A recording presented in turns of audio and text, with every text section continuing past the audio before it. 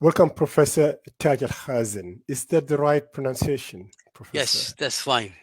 Okay, Sure. brilliant. We're really delighted to be able to host you today Thank on you. this very interesting issue, very vital issue of South Sudan's water resources. May I begin by welcoming you and asking you to introduce yourself to our audience?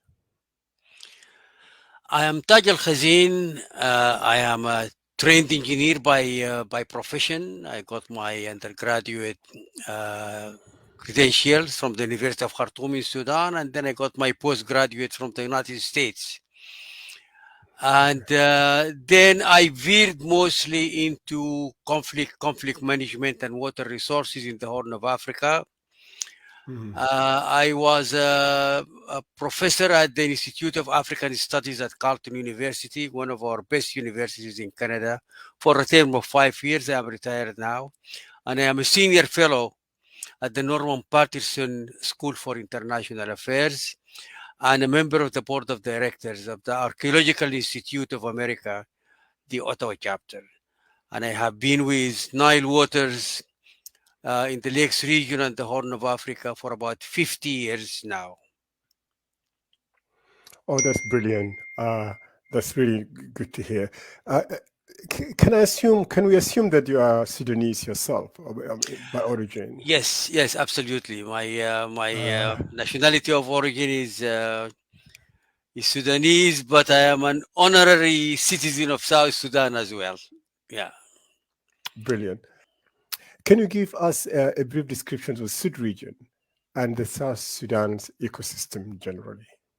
Right. I will take you to the spider and to the web. Both of them are important. The spider is important and the web is important. There is no spider without a web. If you look at the cross section of the Nile flow, there is a dip in that cross section between Mongala and Malakal. So water seeks its own level. I mean, since secondary school, we have been told that. Mm. So the water is flowing from Kagera, going down to the delta. This is the only place in the entire Nile run of 6,000 kilometers where you have that dip. So the dip needs to be filled with water before the rest of the water flows over. That is the Sudd. It is that dip in Mashar swamps, which is in the east, and then on Bahr al Ghazal stamps, which are on the west. Without that dip, there will be no Sudd. However, the Sudd is not just swamps. The Sudd is an integrated ecosystem. And this is where the danger of tampering with it comes. You never know what will happen if you touch area A and it is linked to area B, what is going to happen in area B. That has to be studied before anybody touches it.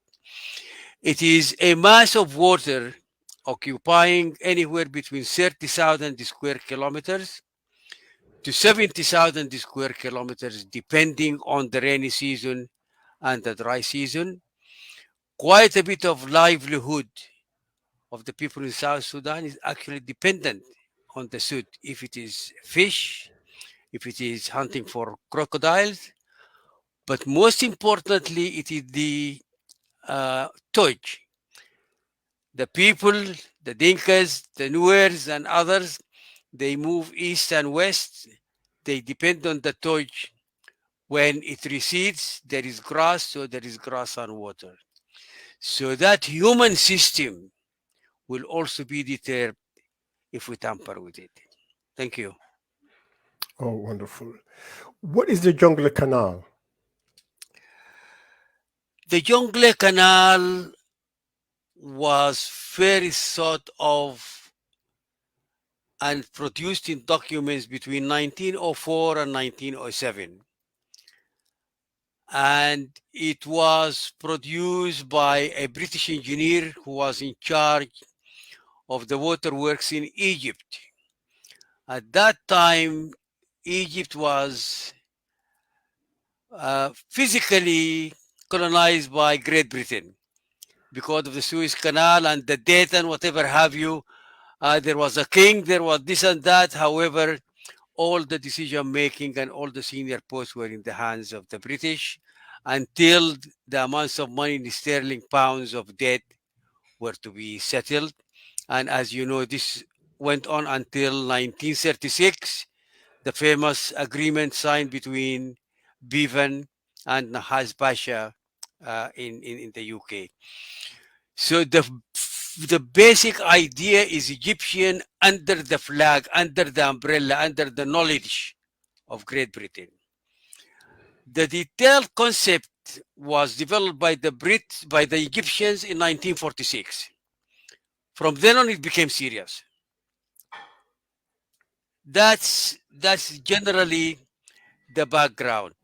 The idea is to bypass the marshes, which will drain all this water in the marshes.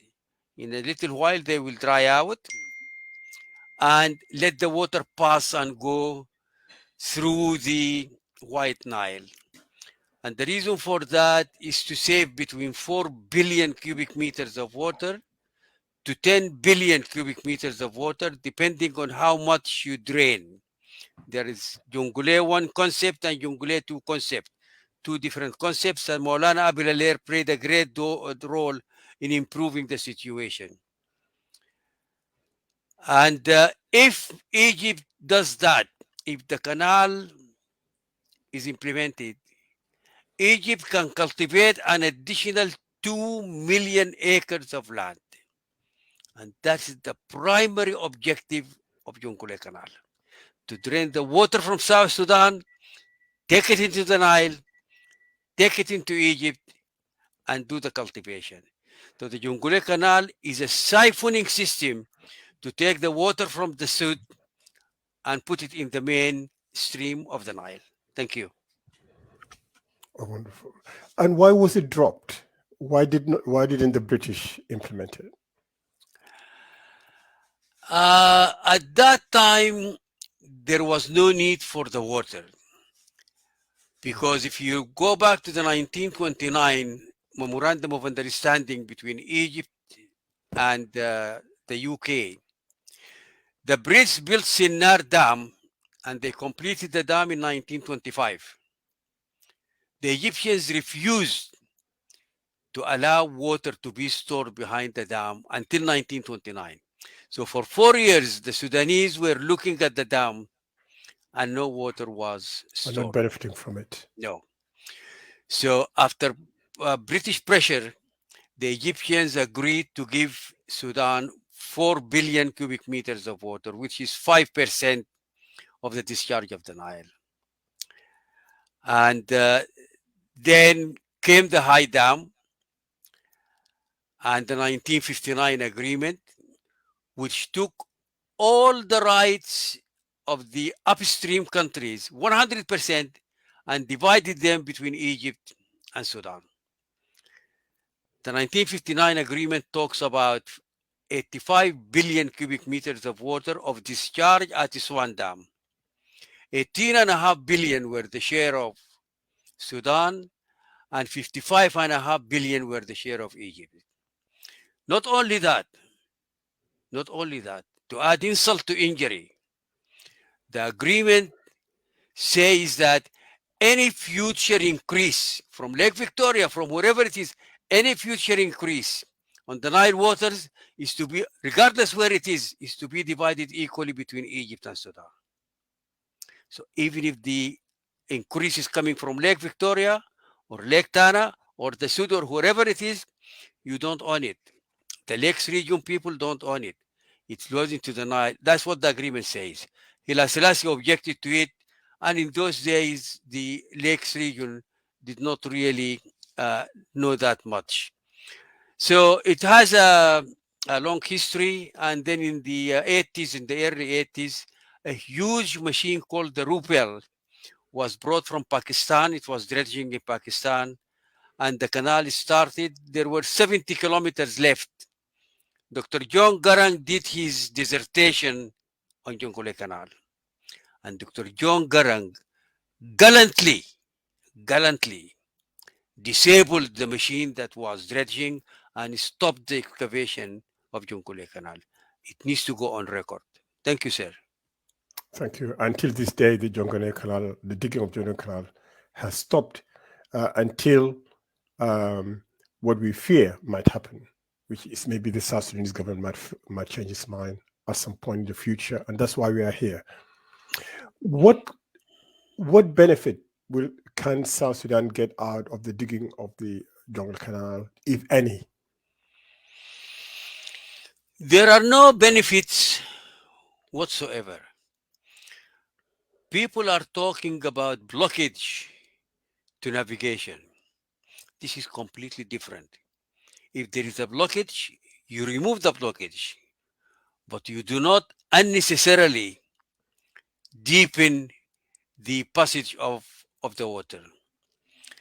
And all the River Transport Corporation, the old days of the River Transport Corporation, they had their barges and what they call the sandal, a tugboat, and a barge.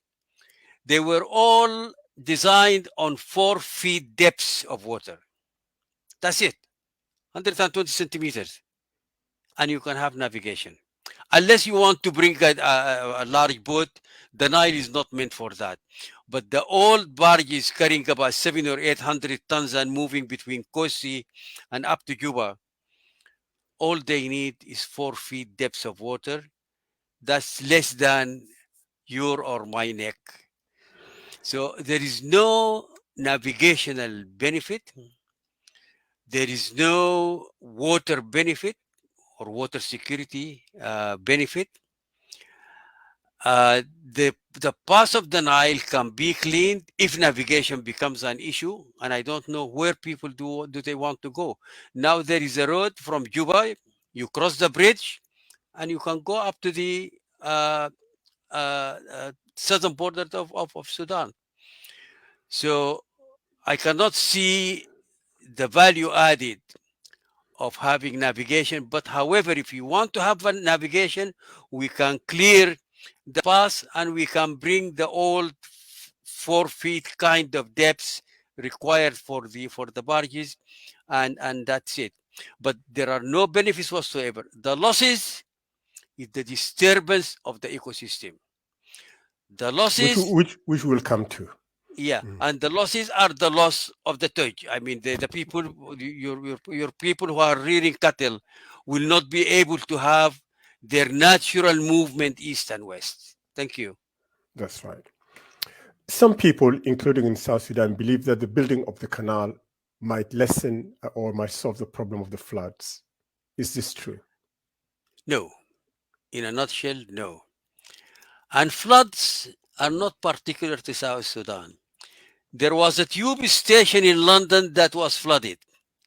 The southwest of London continuously suffers from massive flooding. The British never thought of draining the rivers because there is flooding. The same goes to British Columbia now in Canada. We have unbelievable flooding. Around Texas, wherever you go, there is seasonal flooding. One year it comes, 10 years it does not come. 3 years it comes, another 5 years it does not come. So this is an international weather phenomena. Floods have got absolutely nothing to do with running water. It has got absolutely nothing to do with the Sudd.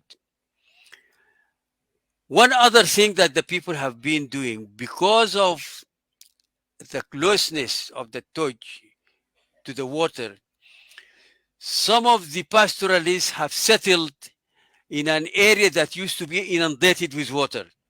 So naturally, when the river rises, they are going to have floods. But in the first place, they made a mistake by building their village close to the passage of the water. So there is no connection whatsoever.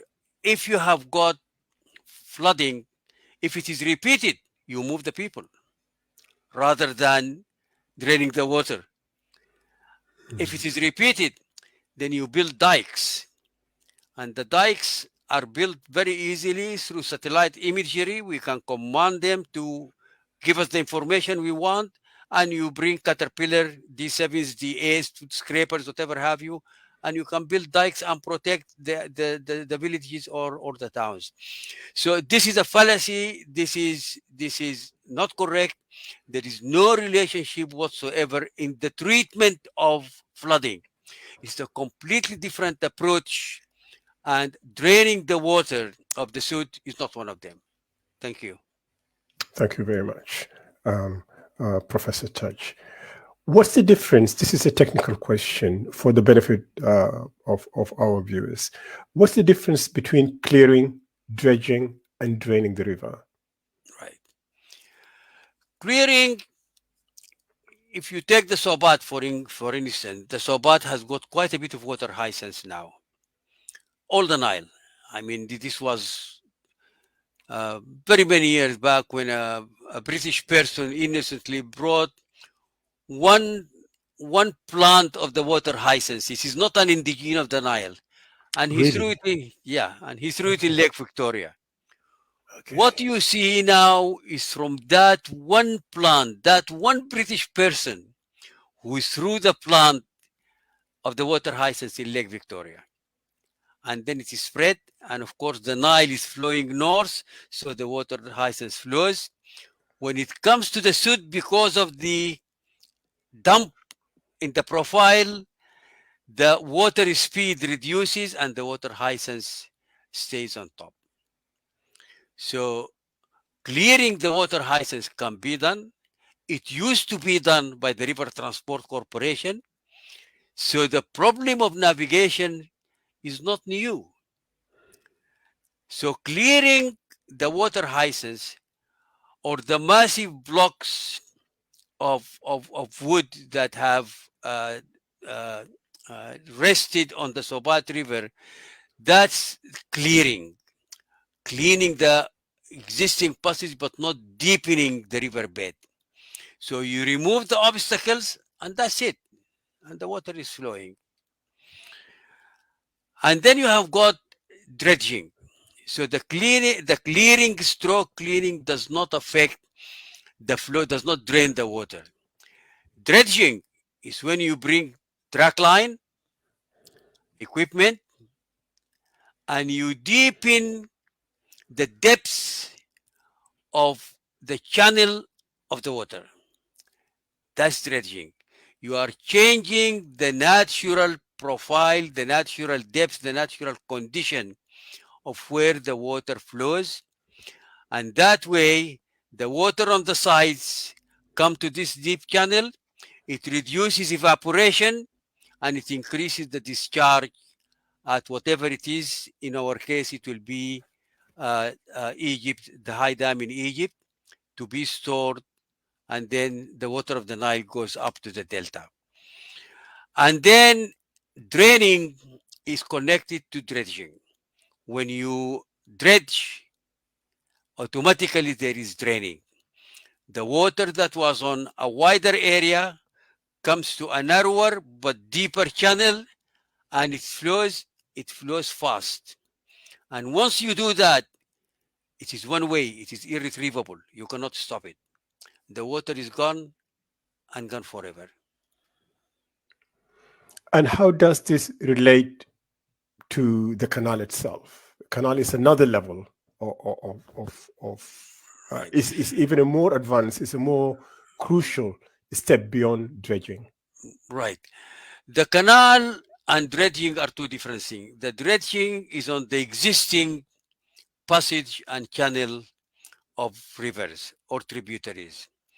The canal is bypassing all the marshes, Mashar and Lake No, Bahr al Ghazal Basin, bypassing all that, taking the water before the dump, before the dip in the profile, and taking it straight and completely draining or partially draining the swamps.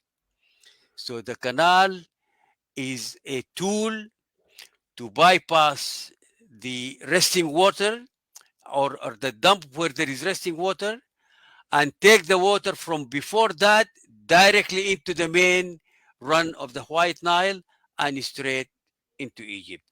This is going to drain the swamps and dry the swamps.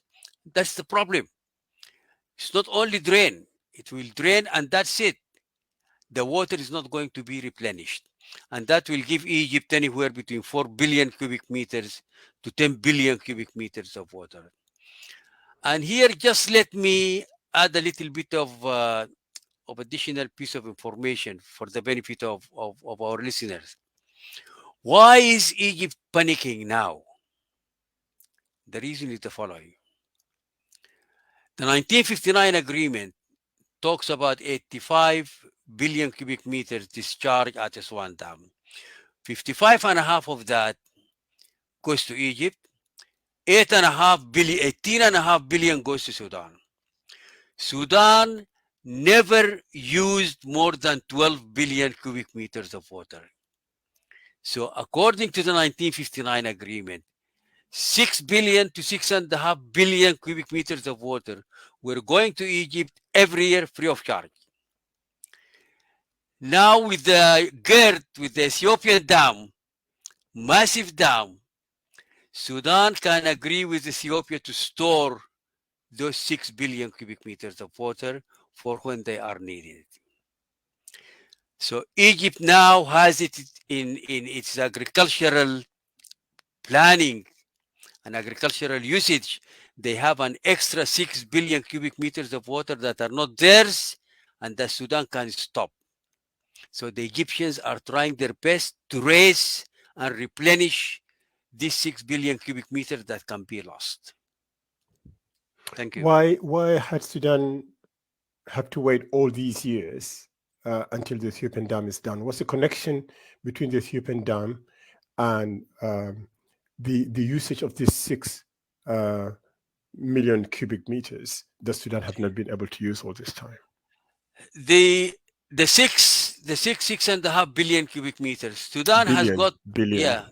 has got no control, did not have any use for it. So everybody was closing his eyes and the water was flowing. You cannot stop the water. And the dam has, and the Renaissance Dam has given Sudan an opportunity to use this extra? To store it on request, because you have a massive, you have 74 billion cubic meters. Oh, okay. They can ask Ethiopia to hold it back until they need it. Absolutely. Yeah. Okay. So this is where the panic is actually coming from. And okay, but this dredging that the South Sudanese government is talking about now, why do you think they are doing it? There is a reason that I can explain overtly, and there is a reason why I should be very careful, and I will tell you both.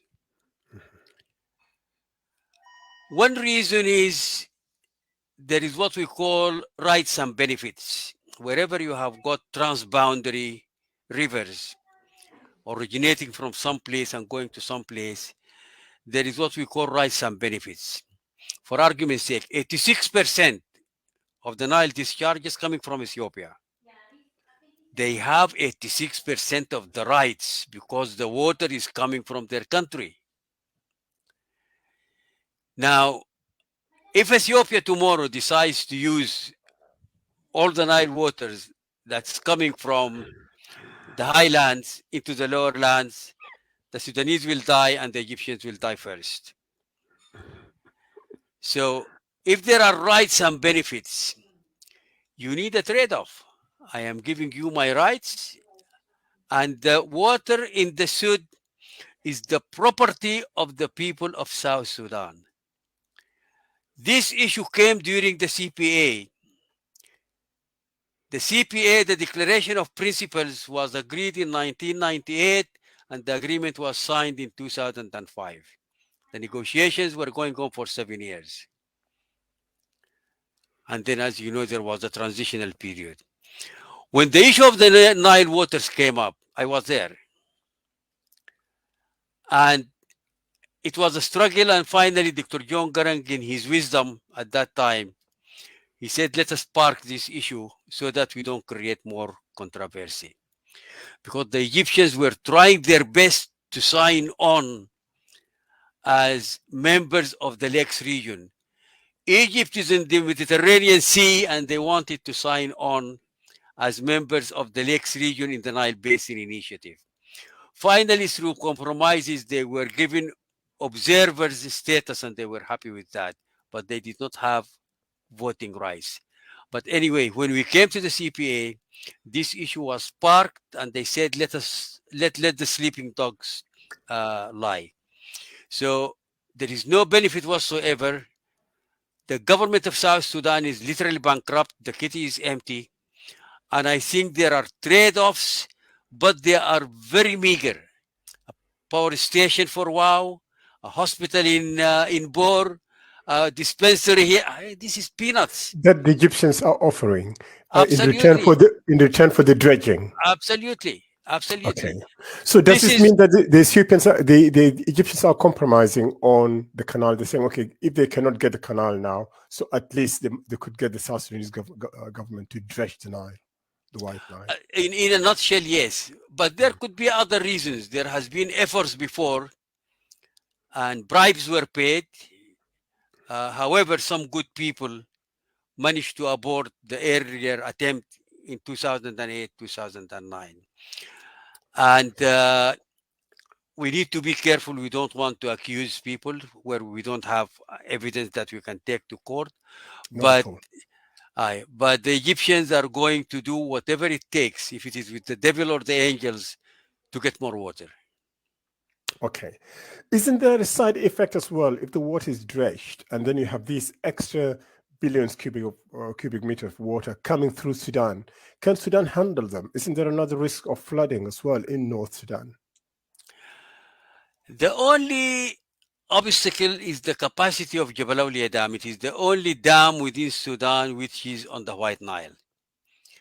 The other dams are either on the Blue Nile or in tributaries like Adbara. So the water is flowing. That's not going to affect Sudan very much. But Sudan is going to have like a continuous flood. The channels in Sudan can take that flood. So I don't see an imminent danger for additional water. And 4 billion cubic meters, 5 billion cubic meters is not going to make that much difference. Jebel Awliya Dam can accommodate, they can change the spills or build more spills, but there are technical ways of taking the additional discharge so that the water flows to Egypt. Once you go past Jebel Awliya, there is nothing else to stop any additional water. 5, 6, 7, 8 billion cubic meters can pass through easily. The problem is that if the White Nile becomes a little bit wider, then the evaporation will increase in the northern parts of Sudan. Who takes that evaporation will be between Egypt and Sudan. Brilliant. Okay. Before we move on, you mentioned that the Jonglei Canal will partly or wholly drain the Sudd region or the swamps. And this will displace our people. It will destroy their pattern of grazing their animals and migration routes. Is there another side effect as well? Could the climate in South Sudan, the rainfall pattern on which we belong for other things, because South Sudanese don't just move with their animals, they also cultivate crops.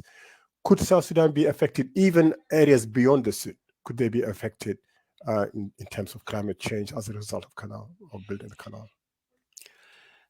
If you talk to anybody from Western Equatoria, they will tell you that they never heard of famine. They never heard of crops failing. All of Western Equatoria and northern Uganda, where there are the Karamoja tribes, Karamoja cluster of tribes, that's called the Green Belt. The Green Belt is a direct and legitimate child of the Sudd. The water evaporates from these 30,000 cubic square kilometers to 70,000 square kilometers. It evaporates. The northern winds take the moisture, and the rain drops in western Equatoria and northern Uganda.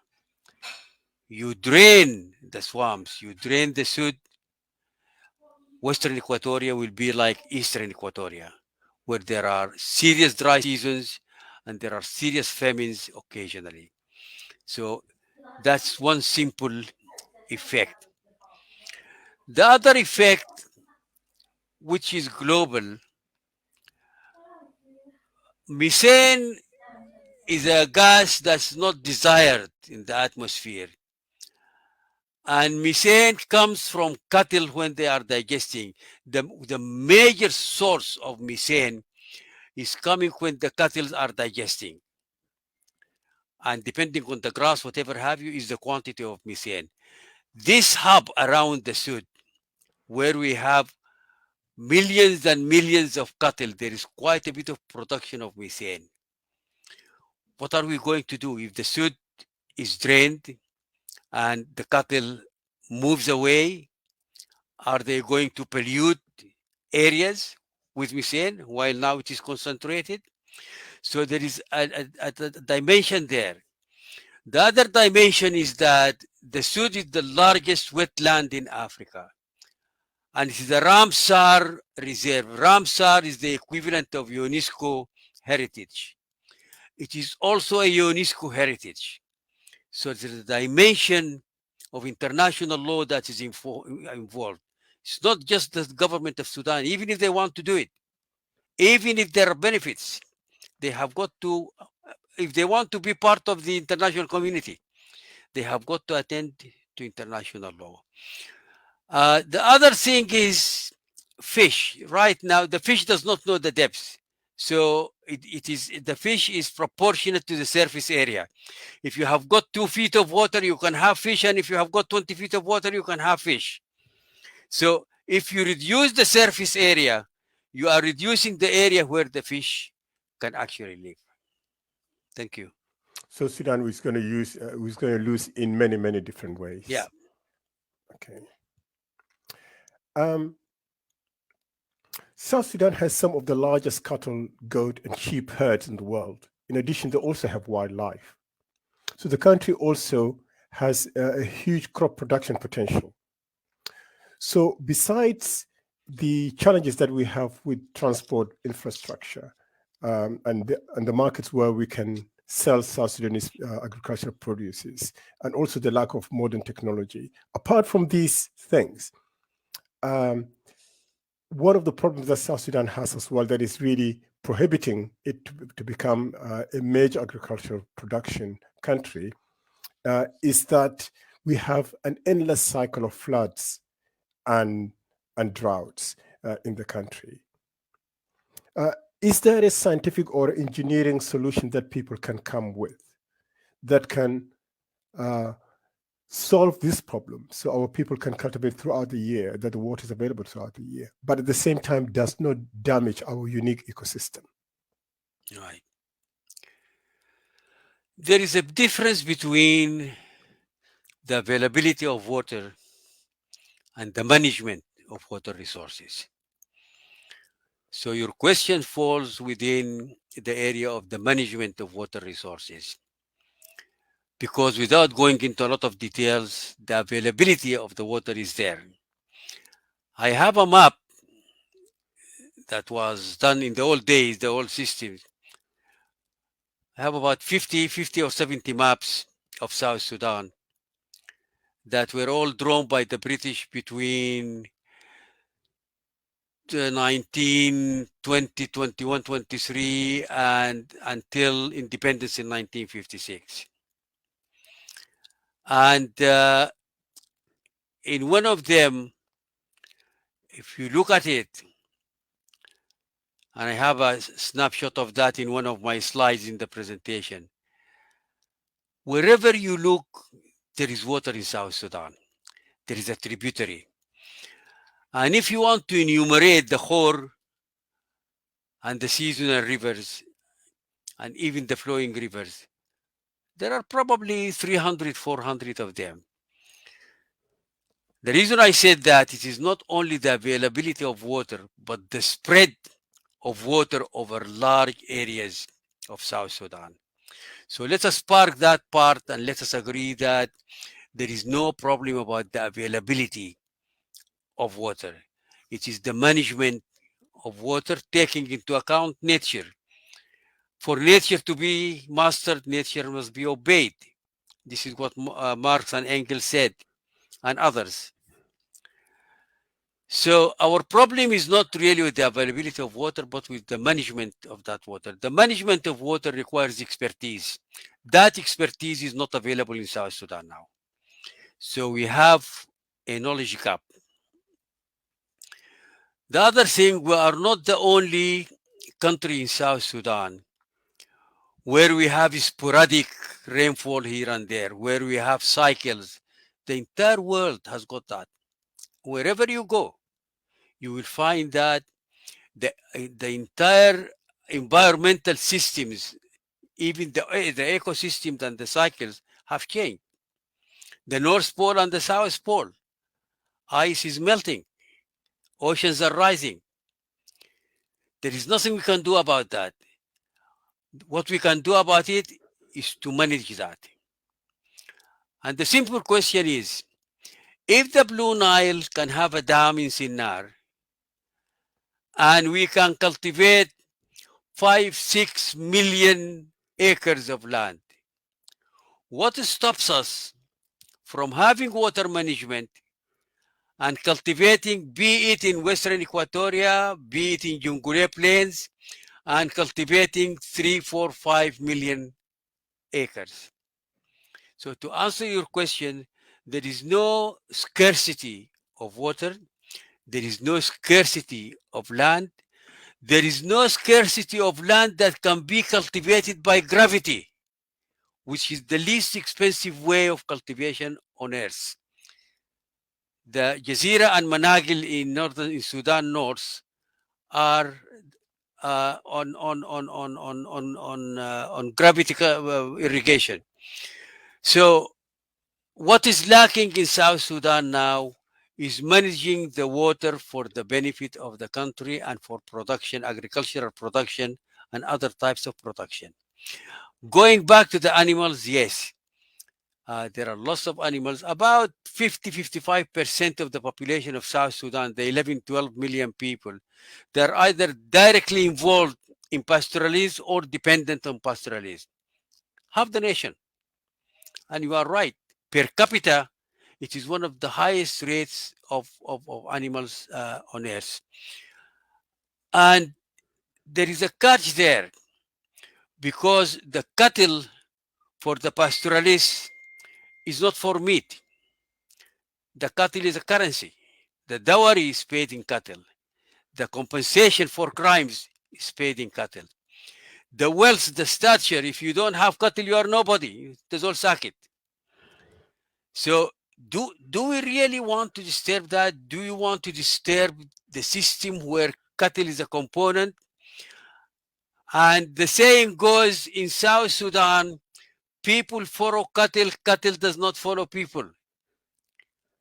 You have to have water for the cattle every day. You have to have pasture in the root. That's why knowledgeable people build the hafirs in series. They span them every 1 or 2 days so that the cattle will stop. So there is an entire system in place. If the government of South Sudan wants to play with that, without knowing what they are doing, without having empirical evidence of benefits that will come out, they will be playing a game with the lives of their own people. Oh, brilliant. But you are saying if we are looking for a holistic scientific solution for management of our water and for improving agricultural pattern and production, there could be. Absolutely, provided someone, president, vice president, the government, talks to a donor, be it USAID, be it the UN, be it Great Britain, be it the Nordic countries, to have a comprehensive feasibility study based on knowledge, unbiased, independent, at arm's length from the executive, so that we have some kind of evidence that if we do A and B and C, we are going to get positive results. And if there are any unintended negative impacts, this is the way we are going to deal with them. That's the kind of study I would like to see. You are talking about 2 years' time, a team of probably 10 experts, maybe 300, 400, $450,000 to do this kind of study. Then the government of Sudan can build the water policies on the study and on the knowledge. Yeah, the government of South Sudan. Yes, Yeah, yes, yeah. brilliant. Um, Something came out of late, 2 years ago. Research uh, in Edinburgh University traced a surge, a significant rise, like 1/5 rise in the emission of methane to the Sudd region. And I think, I can't remember very well, but I think from what I've seen, the gas is not to do with animal emission, but it's to do with decomposition of plants underneath the Sudd itself. Now, if South Sudan is producing 1/10 or 20% of methane, and methane is the second most important potent gas that contributes to global warming, then we have in our hands a global issue here, Yeah. with the whole world really having a vested interest in what's going on in South Sudan. Going back to what you were talking about, that the Sudd region was protected globally and is considered to be, an international area of interest. Doesn't this issue, does it not present us an opportunity to do exactly what you were saying before? Because it seems to me that the solutions that are needed for South Sudan to solve its water resources problem are at this stage beyond the financial and scientific capacity of South Sudan. But South Sudan can contribute in many other ways, including, of course, it has a sovereignty over the land. My question is, doesn't this present us an opportunity in which South Sudan can collaborate with the concerned organizations around the world in finding this solution, which could hopefully lead to the reduction of methane, but out of it also, South Sudan can get all the things that are enumerated earlier in terms of the distribution and the constant availability of water when it's needed. This requires what we call in studies a holistic approach. We cannot take one part and leave the others.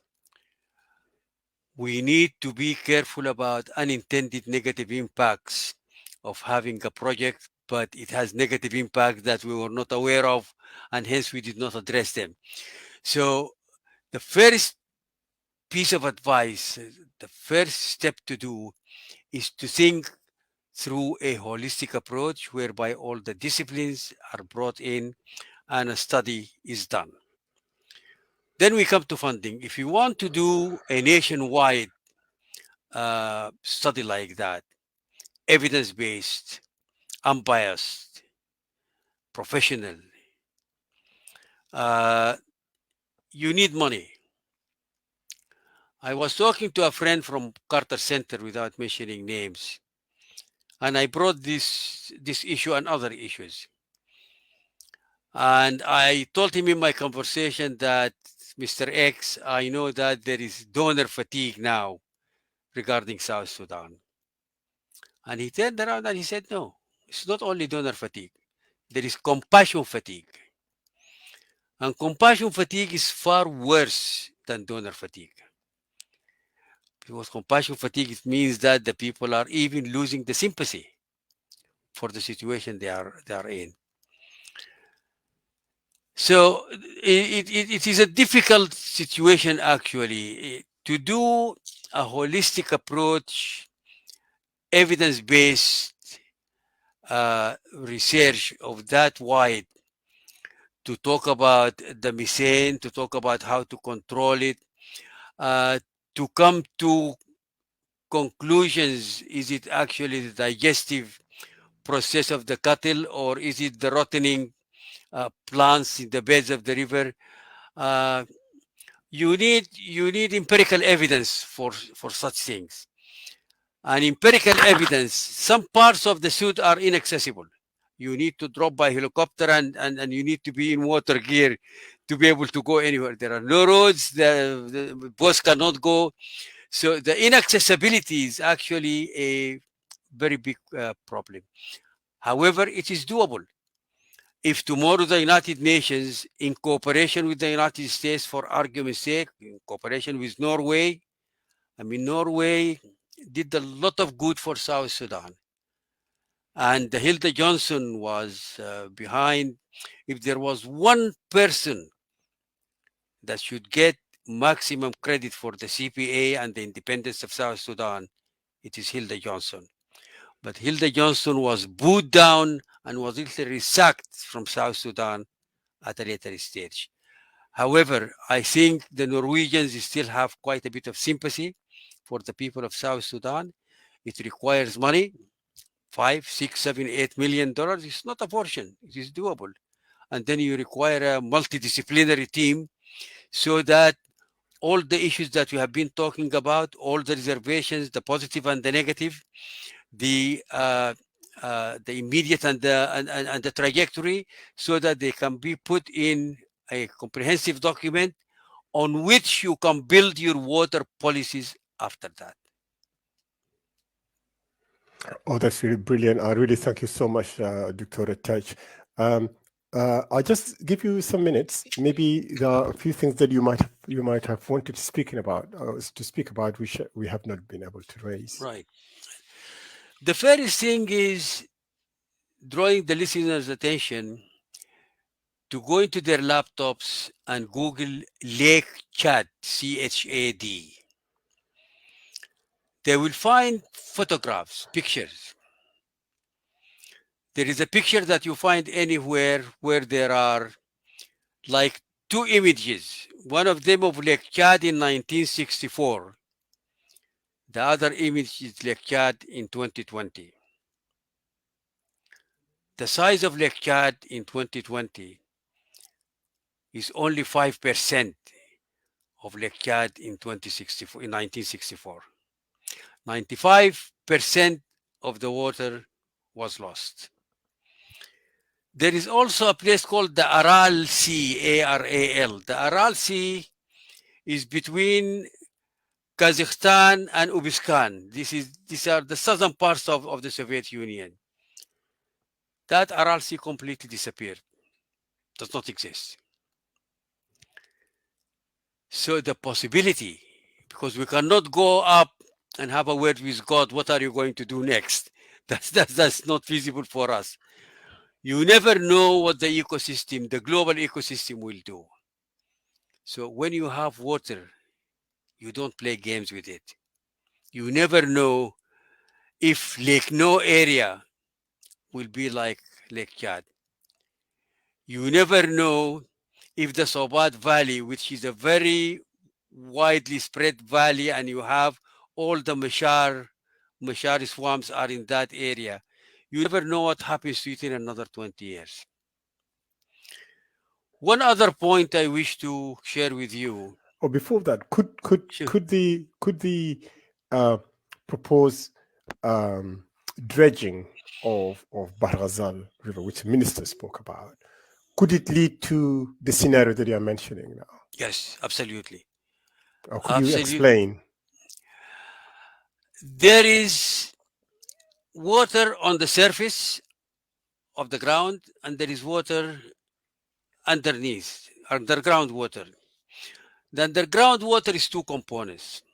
When you are drilling a well, we differentiate between the borehole and the deep bore.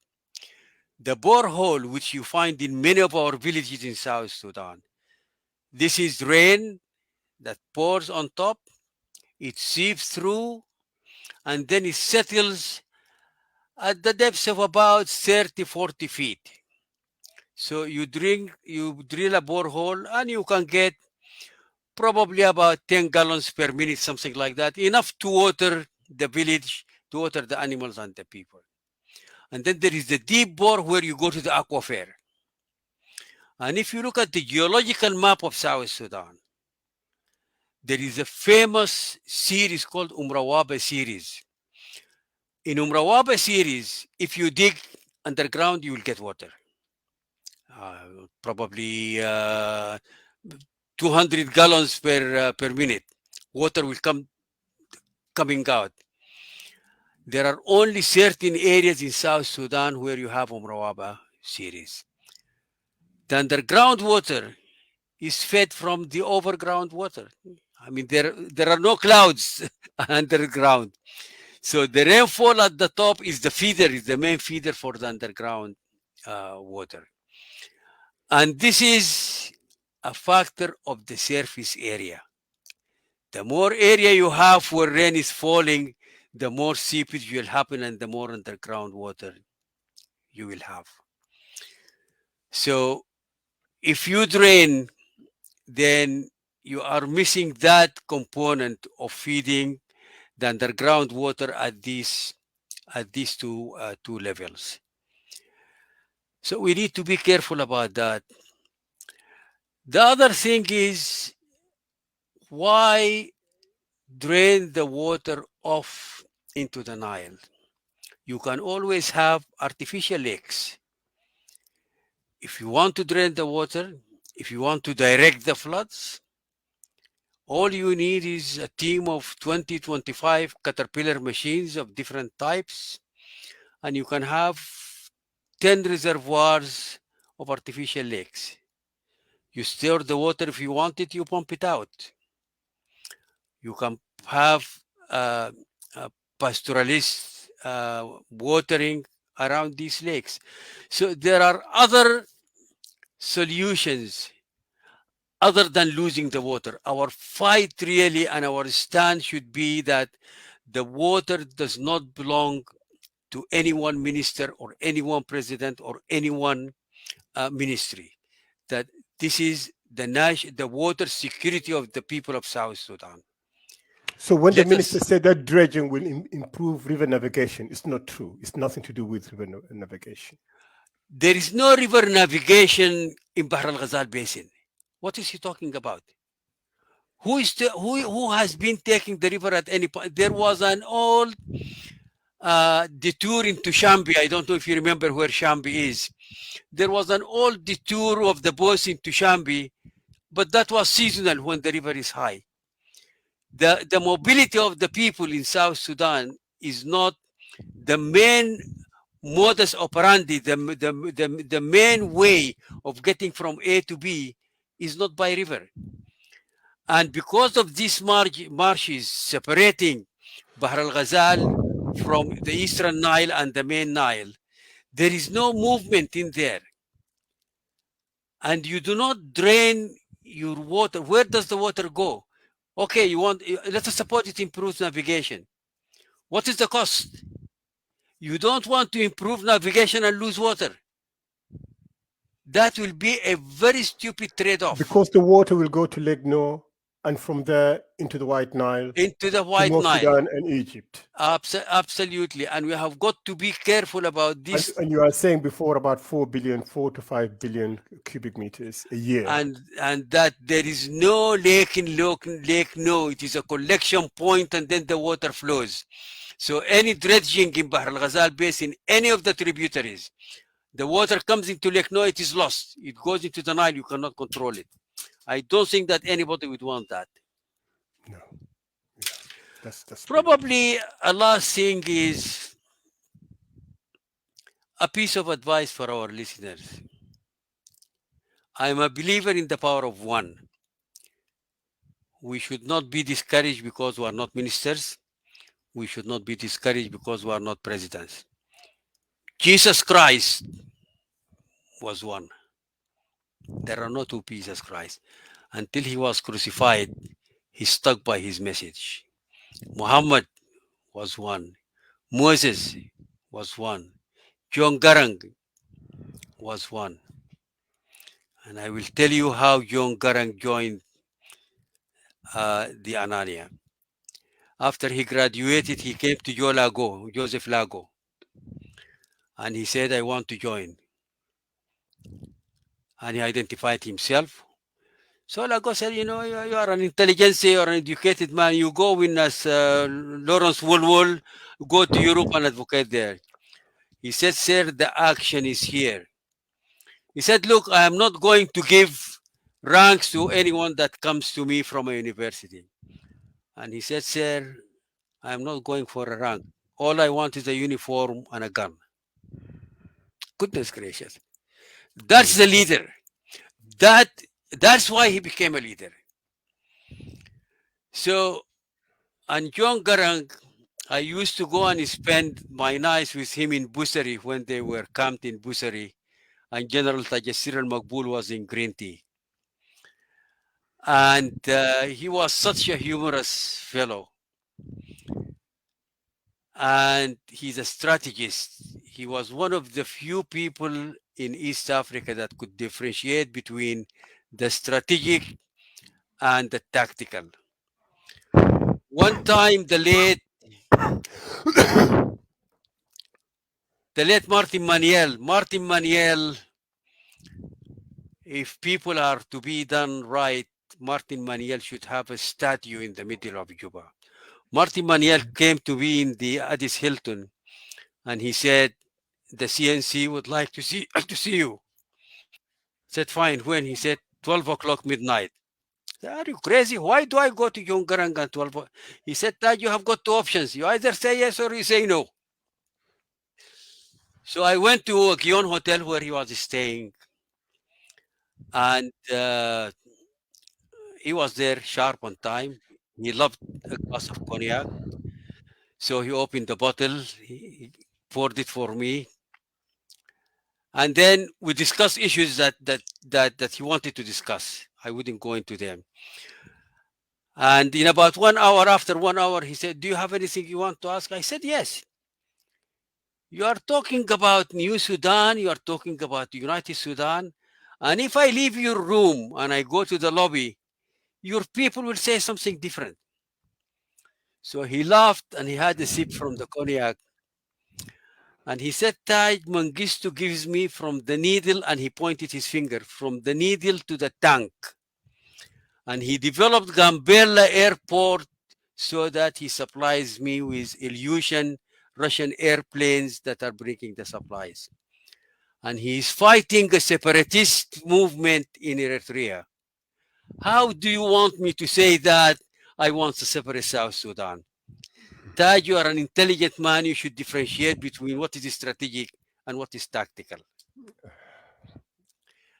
The man always, there was not a minute in his life where he had any doubt that he wanted a separate and independent South Sudan. Thank you, sir. Thank you so much, Mr. Tej. It's just incredible. I think I'm not going to let you go until you told us more about yourself, maybe a little bit about where you were born, where you lived, your experience with South Sudan, and now your career and retirement for the benefit of the audience. Right. I was born in Omdurman, October 15th, 1938. So I am 83 years old now. Oh, incredible. Yeah. You don't look it, if I must say. At Thank least you your very mind much. doesn't show. At least your mind doesn't show any indication of it. Thank you very much. And I always joke with my friends who say something like that. I remind them of Johnny Walker whiskey. In the bottle you say born in 1820 and it's still going strong. Walking. And I tell them that Johnny Walker is my grandfather. So, but I lived a bit more than 20 years of my life in South Sudan. My first encounter was in 1972 when I built the Blue Nile Brewery in Wow. Okay. And I built 100, I designed, surveyed, designed, and built 130 hafirs in Greater Upper Nile. And I was an advisor to Brother Coleman Young in Bor, and my son Manoa Peter Jatkot. Peter Jatkot was a very close friend of mine, hired by the World Bank. I was his advisor for about 1 year in Bor. and I was advisor to engineer Isaac Liabwell at the Ministry of Water Resources for about 6 or 7 months, again hired by the World Bank for him. I was arrested by the Sudanese security and detained 11 times. Most of it, they would take me to Port Sudan prison for periods of 3 to 4 or 5 months During for the Numeri regime. during the Mer regime and during Bashir regime, for one reason, because I have cordial relationship with my brothers from South Sudan. That's it. That's I am a jasus. I am a spy. As long as Fifth they come column. to my home, absolutely. As long as they come to me and to my home, then I am a spy. One very bad one was there was a pilot called Peter. I forgot the second name. The pilot Peter is married to the sister of Maulana. Uh, he used to be the Chief Justice. Uh, he's from Bahr al Ghazal. Anyway, Ambrose Range. Ambrose Ring. Mm. How can I forget Ambrose Ring? Yeah. He's married to his sister, and he was in Ethiopia, and his family was supposed to join. The wife and the kids, I have got photographs with them. I managed to get them passports.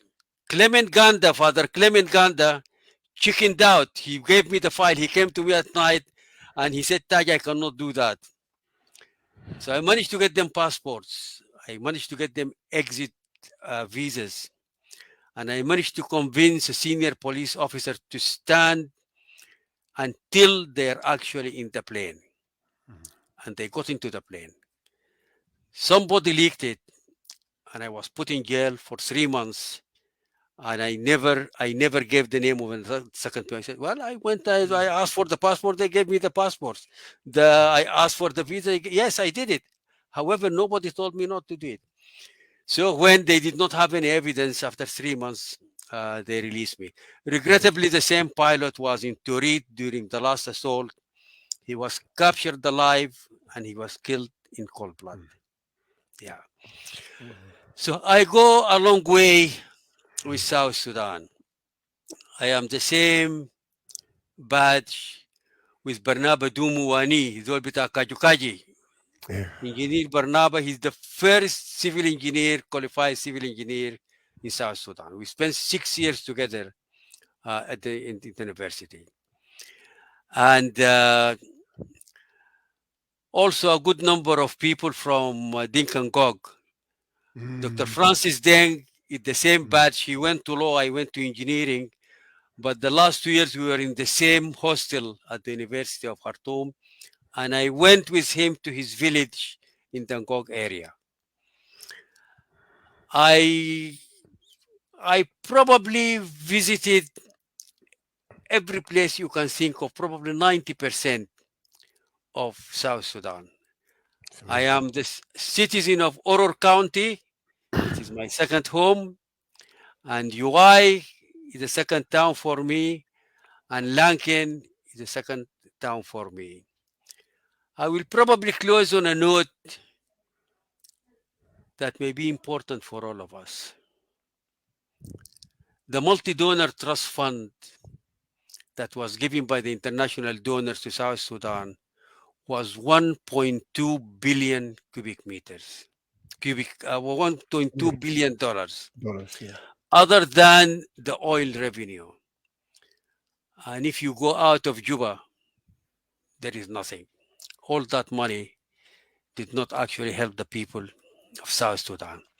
When I was advising Coleman Young, he asked me to go out and survey what do the people want, what are their priorities.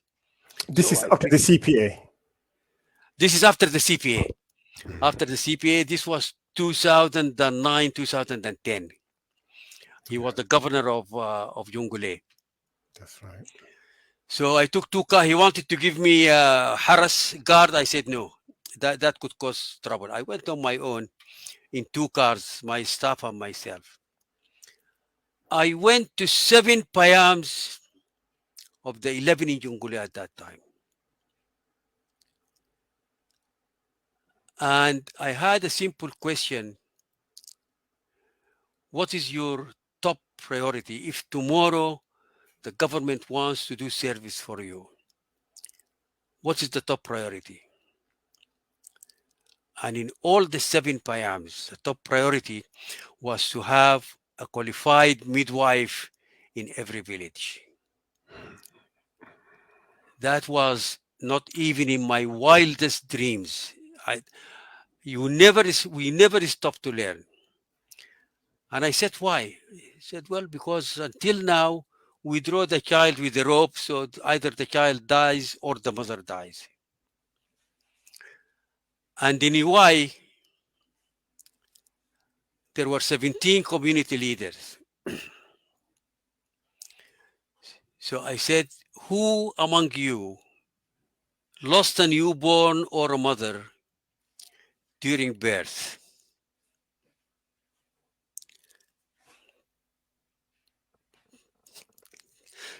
They all raised their hands. Yeah. Midwife. So I worked hard with the Americans, with the Canadians, and they funded and built a midwife training center in Lankan. During the war and the split of Riek Machar, the soldiers raided the place and destroyed it completely. Up to 2013. So the government of South Sudan needs to look at the priorities. We cannot be talking about children and women dying because of the lack of a midwife, and we want to build a canal for the Egyptians. That's high treason. That's high treason, my brother. Thank you. Thank you so much, Dr. Elkhazin. We are so honored and so privileged to have had you today. Thank you very much, and we'll talk again. Sure, absolutely, anytime. Thank Take you. care. Thank you. I'll Bye-bye. call you back. Thank you Sure. so much, Doctor. Thank you. Sure. Bye-bye.